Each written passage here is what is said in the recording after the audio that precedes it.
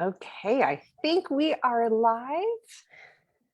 There's always an awkward, I say this at every, which makes it even more awkward. I say it at every beginning of every live. Like, I think we're live, but I'm not sure. This is awkward. So I yes, think we are everyone live. does. So that's good. I always say like I need theme music, but then they'll shut you down if you put music Yeah. on. So there's no, we'll just deal with the awkwardness. But hello, everyone. Thank you for watching now, or if you watch later on replay or on YouTube. After we post this, really excited to have Brie Johnson here. She is one of the people who joined me for the first round of the pre-launch plan program. And Brie was especially courageous because we a lot of times, like some of the people that joined, like we had been friends for a while, or we had talked. Like I feel like Brie and I like came together through this. So Brie, thank you, first of all, for joining me in the first round of the pre-launch plan program. And thank you for joining me here. Tell me, or tell all of us a little bit about what you do. Yeah, absolutely. Thank you so much for having me this morning. I am a career coach, and I specifically focus on helping moms take the next step in their career. And so often we are that group where we know what we can do, but we don't know how to say it. And I think for myself, not only have I experienced that through my clients, but also in my own career. And now, especially as a business owner, I'm experiencing it on a whole different level and all over again. So being able to learn and grow is something that is helping me better serve the people that I get to work with all the time. I love that. And you're a mom yourself, right? Mhm. Tell us how I about your am. kids and what your Oh, yeah. what does your background life look like? So the background today is very calm and it's very peaceful over here, which is not normally what I have. The boys are in school today, and I have three little boys. One turned 7 on Friday, 4 and 2. And our oldest has a very rare genetic disorder. So developmentally, I basically have 3 kids under the age of 4. So we get a lot of noise. We get a lot of brother wrestling matches and debates over whose T-Rex it really is. And occasionally my very patient clients will hear that in the background. So being able to balance things and find a quiet space is rare and very much appreciated. Right. No, I was telling Brie before we got started that I had 3 kids, 4 and under, but I didn't work, right? Like so, like the fact that these moms are work that you're able to work and do all of this and help moms advance their career. I think it's just absolutely amazing. So Thank you. tell you know in the past, kind of tell us Mhm. a little bit about like what selling has looked like for you, especially as a busy mom. It's always been one of those things where I had this story in my head for the longest time. Like, I'm not a salesperson. I'm not good at sales. That's not a thing I do. I'm operations, I'm delivery, I'm customer service, I'm human resources. That's my comfort zone. But you can't do those things until a sale has taken place. And I am extremely fortunate to be married to one of the best salespeople that I've ever met. My husband is amazing. The idea of sales just fits so perfectly with his personality. He's outgoing, he is a relationship builder. And I have been talking to him. I'm like, what am I missing? And he's like, you're making it so hard. You're making this so hard for yourself. Don't go in and say, I've got to get a sale. I've got to land a client. I've got to do XYZ. He's like, just talk to somebody. And if they're a good fit, move forward. And if they're not, okay, maybe they will be later. He's like, it's not a big deal. He's like, they're going to tell you no. It's not a personal attack on you. You haven't done anything wrong. And in my like perfectionist tendencies, that was so hard for me to get used to. But the more conversations I had, I was extremely fortunate to have several referrals early on. So that really boosted my confidence and got me into a place where I was like, okay, I know that I'm delivering something that is meaningful, that is powerful, that is making a difference. Now I just need to talk to more people about it. But before going through the program, I still very much had this like 2 separate buckets in how I would think about my content and how I was approaching things. And it was, here's the content where I'm delivering value. And then it's like, okay, now I have to sell something. So it never felt integrated. It felt like I was coming from two very different places, and almost like I was being two different people when I was going through and trying to put things together that I could post on social media, send to my email list, and things like that. Yeah, I think it's hard sometimes when you don't know where like that crossover is, or when to talk about something or when not to talk about something, Yeah. or how to talk about it in a way that doesn't feel like salesy. And I liked what you said too. I think for me, what you were talking about earlier about like not taking it personally, I think sometimes as that like people pleaser, want everyone to like me, like you almost feel like, you know, when you're first, at least for me, when I was first like becoming an entrepreneur, and I still have touches of it now, that you want everyone to be happy and everyone to like you, and so that you're kind of fighting like that natural nature a little bit. And I think that's part of the reason why I have developed this system, because I had to figure out a way that I could do it in a way that feels really good and not like forceful, but natural. Years ago, I worked for a bank, and I was an assistant manager, and we had to sell credit cards to people. And I was just like, oh my gosh, this is so horrible. But when it made sense, when it was like, I'm giving someone like a natural solution, then it felt good, right? Like it felt good to me to help someone in that. And that's how I have to think about it sometimes. It's like, okay, we're helping people. And when we kind of show them using our content and move people up the awareness journey, we're simply just helping them get to that next step with our services. And that always feels a little bit better to me than like buy my stuff, right? Yeah, absolutely. I heard someone say, so I can't take credit for this, but I remind myself of this thought all the time, that selling is serving. I can't serve someone until I've been able to, finalize that brief moment that is very transactional before we can get into the stuff that is really exciting and really fun. And it's like, I don't get to do that until that first step happens. So that I'm still working through it, but that has really helped me get to a better perspective and understand, okay, here's what I'm really trying to do.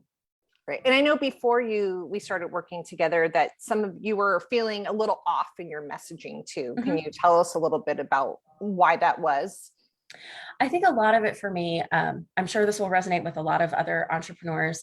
I am very much impacted by what I call that shiny object syndrome, where there are so many different things that I want to do and so many different avenues that I want to explore, but I'm going to do them all right now. And I want to do them perfectly the very first time I do them. Like I want them to be super successful. So I felt myself getting pulled in so many different directions of, oh, I should have my Facebook group, or, oh, I need to be doing more on LinkedIn. And, oh, I really need to ramp up my Instagram presence. And, oh, I should really start doing some reels and try and figure that out. And I need to be growing my email list, but I should also be working on some, physical, like public speaking opportunities. And maybe I should write a book. And it's like, I think I've had all those thoughts in the last week. Like you have to like stop yourself, right? And there was a morning where I had written down my to-do list and the things that I wanted to accomplish. And it happened to be one of the days where the grandparents had the kiddos. So I had some time, and my husband walked by and he looked and he goes, wow, babe, you're really busy this week. And I was like, this is Tuesday. And he just laughed and left the room and came back with a bigger cup of coffee for me. And I was like, okay, I'm clearly not being realistic. I need some help to focus. And being a solo entrepreneur, it's hard sometimes to rein myself in. Whereas when I was in a company, there'd be somebody where we could sit down and say, okay, this is the priority.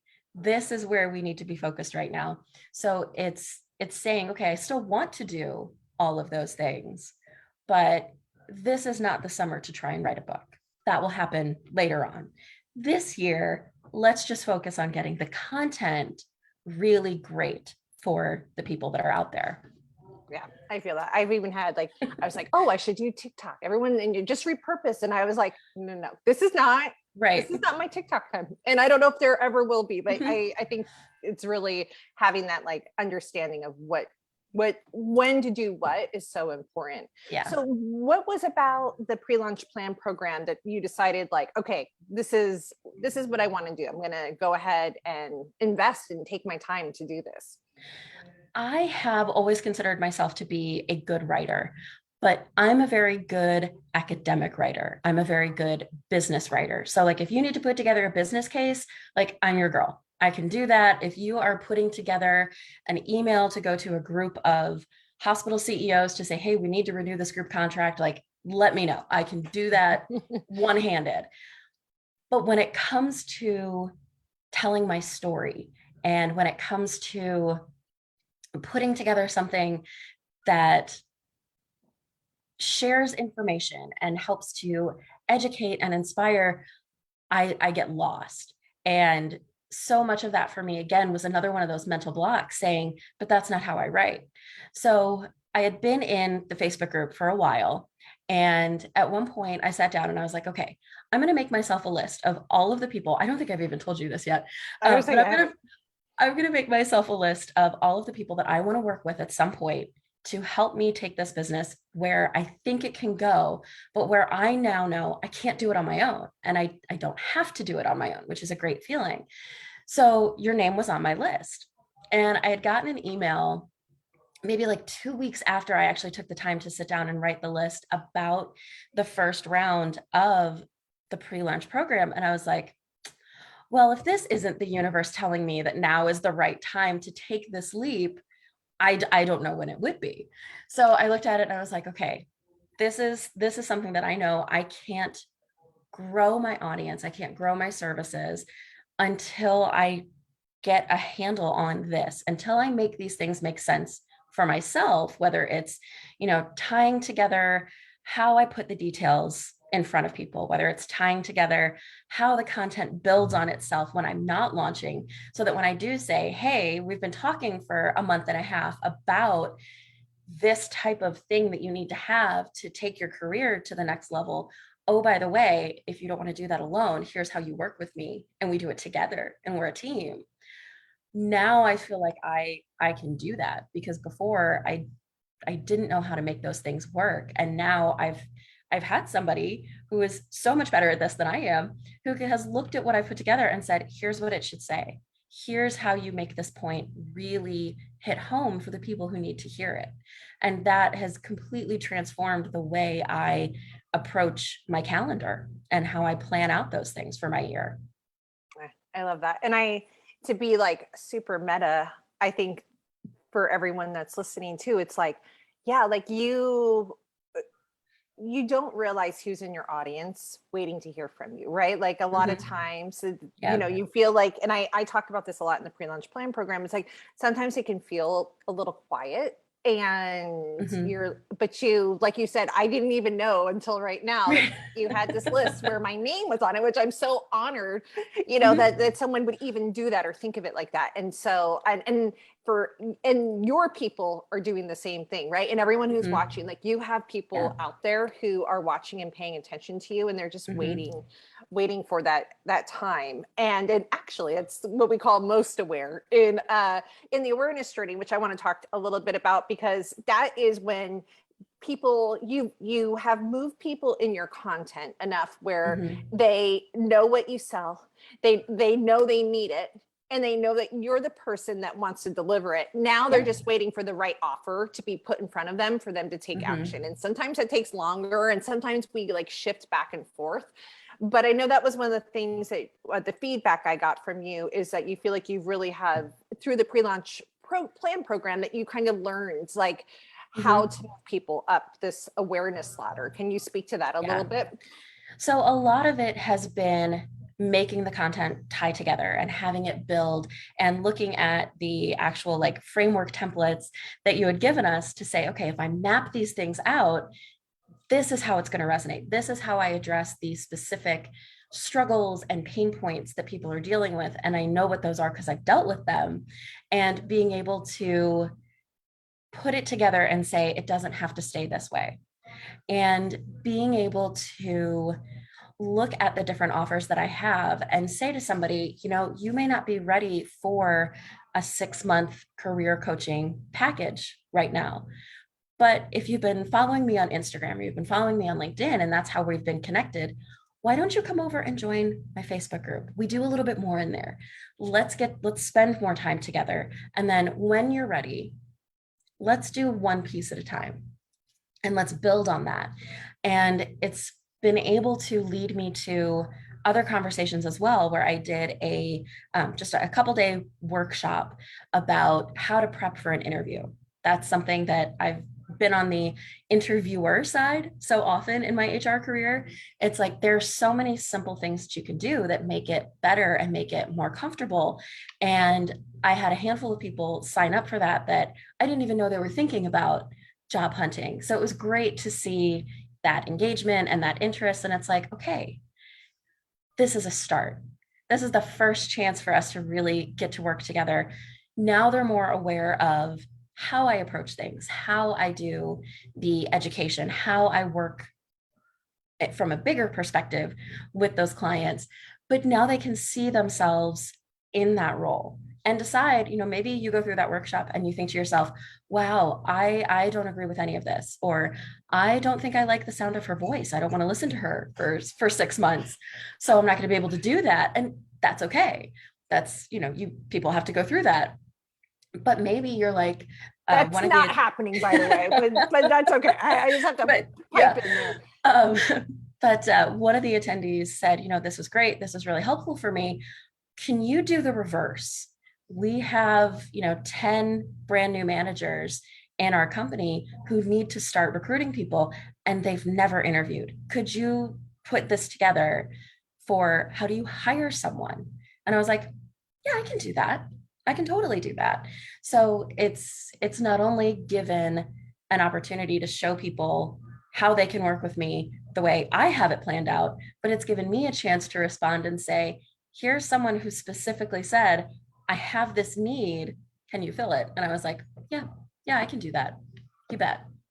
And that's one thing too. I know there's always a lot of talk about like evergreen funnels. And I mentioned this yesterday, and it's not that I'm not an evergreen proponent, but when you do these live workshops, when you're putting yourself out there, when you're making these invitations, you not only attract these people that are right for you, but you attract other opportunities that you never thought about, or more visibility, or getting asked on podcasts, or for you, like, I think it's just like this amazing thing. It's so like cyclical to me, which like feeds upon the next thing, right? Like when you're putting out this content in a way that's real strategic, but caring, but also sells and offers your thing, then all of a sudden it's how like it gets like the ball rolling and the momentum kind of begins. At least that's how I see it in my own business. Would you agree with that? Yeah, absolutely. And it's every time I do it, I know it gets a little bit better.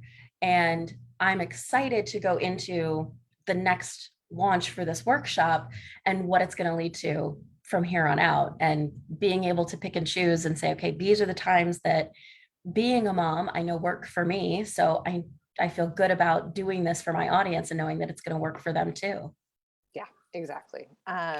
So when it came to doing the program, can you tell us like, what was your experience inside? Like, what was your favorite part of being a part of the beta round?